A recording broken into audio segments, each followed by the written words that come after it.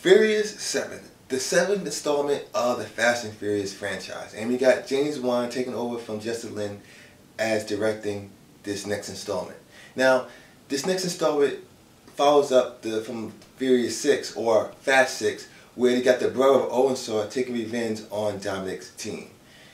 Now, look, when it comes to movies like this, especially the Fast and Furious franchise, you really got to shut your brain off to everything. I'm talking about acting, plausibility, anything that's remotely plausible. You really got to shut your brain off, because everything in the Fast and Furious franchise up from 5 on has totally been over the top. So when going into these movies, you kind of know what to expect. And Furious 7 lives up to that and then some. Now, like I said before, James Wan is taking over for Justin Lin, who helped revitalize the franchise from Fast 5 on. Now, James Wan, who directed The Conjuring, which is a really good horror movie, did a good job in directing this one, because, as we all know, this was Paul Walker's last movie, and he died in the middle of production. And it's a hard task to have a star or a main cast member die in the middle of production where you didn't finish your movie.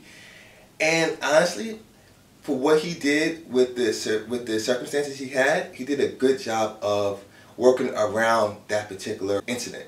And honestly, you couldn't even tell that Paul Walker didn't even finish part of the movie. It was certain scenes here and there, it's like, okay, the CGI is a little choppy where I can tell that's not really Paul Walker, but I think 95 to 98% of the movie, you couldn't tell that Paul Walker did not finish this movie. And I gotta say, look, Furious 7 is a wild ride, and it's over the top tremendously. I mean, if I tell you this movie is over the top, it's truly, that's a true understatement, to say the least.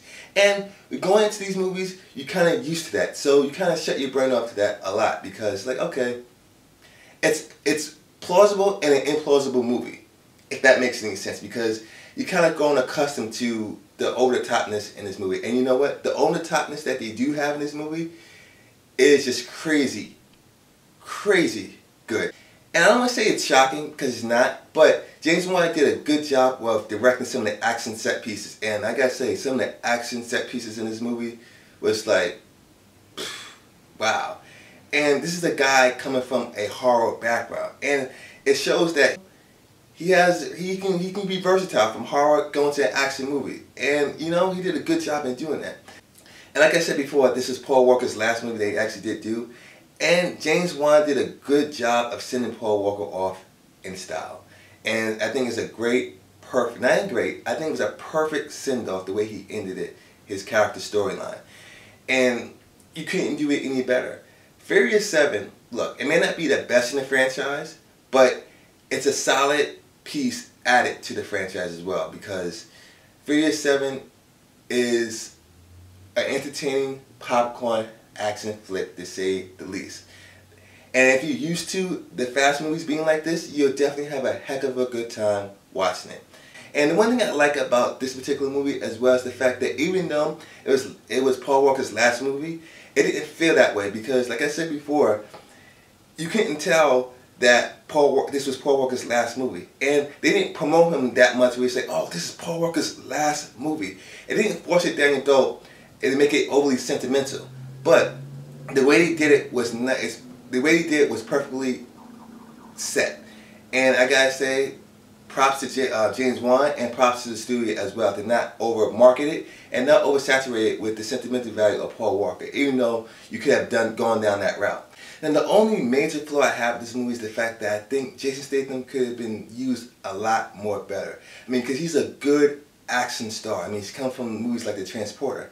And I think the movie, or James Wan, didn't utilize him to his fullest. I was expecting a lot more of a presence with Jason Statham. I mean, he was good in the movie, but I wanted to see a lot more of him. And I think the movie didn't give him a chance to shine the way he could have. But other than that, I had a really good time with this movie. So I'm going to give Furious 7 a good strong 4 out of 5 stars. A great popcorn action flick that I think most fans of the franchise and Paul Walker would definitely enjoy. So guys, if you've seen Furious 7, let me know what you guys think. Comment down below, let me know. And as always guys, please rate, comment, and subscribe. And I'll catch you guys on the flip side.